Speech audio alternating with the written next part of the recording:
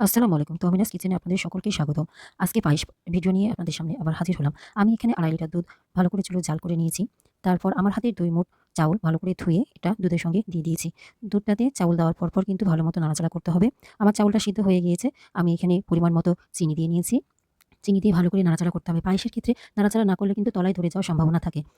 তারপর আমি কিশমিশ, এলাচ, দারচিনি এগুলো সব দিয়ে নিচ্ছি। এলাচ আর দারচিনি দেওয়ার কারণে দুধের যে আষ্ট একটা গন্ধ থাকে সেটা দূর হয়ে যাবে।